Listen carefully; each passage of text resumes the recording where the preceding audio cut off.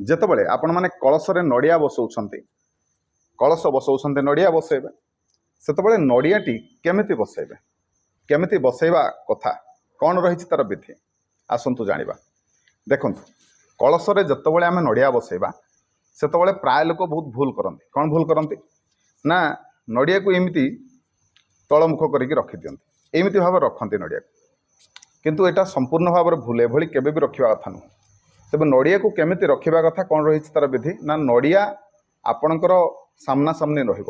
କଳସରେ ଯେଉଁ ନଡ଼ିଆଟି ଦିଆଯିବ ଏବଂ ଆପଣ ତ ପୂର୍ବମୁଖା ହେଇକି ବସିବେ ନା, ଠାକୁରଙ୍କ ଆଡ଼କୁ ଅନେଇକି ବସିବେ, କଳସ ଆଡ଼କୁ ଅନେଇକି ବସିବେ। କଳସର ନଡ଼ିଆ ଏବଂ ଆପଣଙ୍କର ମୁହଁ ସାମ୍ନା ସାମ୍ନି ହେବ।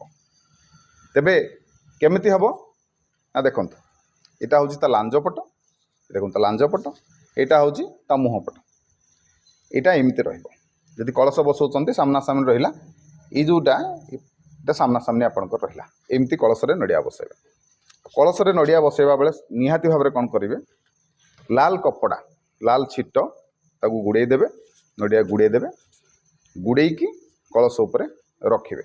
ଯଦି କୌଣସି କାରଣରୁ ଆପଣଙ୍କ ପାଖରେ ଲାଲ ଛିଟ ନାହିଁ, ଲାଲ କପଡ଼ା ନାହିଁ, ତାହେଲେ କ'ଣ କରିବେ ନା କଲବା ସୂତା, ଯେଉଁଟା ରକ୍ଷା ସୂତ୍ର ଆମର, କିମ୍ବା ଲାଲ ସୂତା ଗୁଡ଼େଇ ଦେବେ, ଲାଲ ଏବଂ ଧଳା ସୂତା ମିଶିକି ଗୁଡ଼େଇ ଦେବେ। ଗୁଡ଼େଇକି ତାପରେ ଆପଣମାନେ କଳସ ଉପରେ ତାକୁ ରଖିପାରିବେ। ଯଦି ଆପଣମାନେ କଳସରେ ନଡ଼ିଆକୁ ଯେମିତି ପ୍ରଥମରୁ କହିଲି ଏମିତି ଭାବରେ ରଖନ୍ତି, ଗୁଡ଼େଇ ଦେଲେ, ଛିଟ ଗୁଡ଼େଇ ଦେଲେ, ଆଉ ନଡ଼ିଆକୁ ଏମିତି ରଖିଲେ, ତାହେଲେ କ'ଣ ହେବ ଜାଣନ୍ତି, ଆପଣଙ୍କର ଶତ୍ରୁ ବୃଦ୍ଧି ହେବ।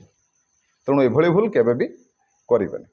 ସେହିପରି ନଡ଼ିଆକୁ ଯଦି ଓଲଟା ଭାବରେ ରଖିଲେ, ଏମିତି ରଖିବା କଥା, ଯଦି ଏମିତି ରଖିଲେ ତାହେଲେ ଆପଣଙ୍କର ଧନହାନି ହେବ। ତେଣୁ ଏଭଳି ଭୁଲ କେବେ କରନ୍ତୁ ନାହିଁ।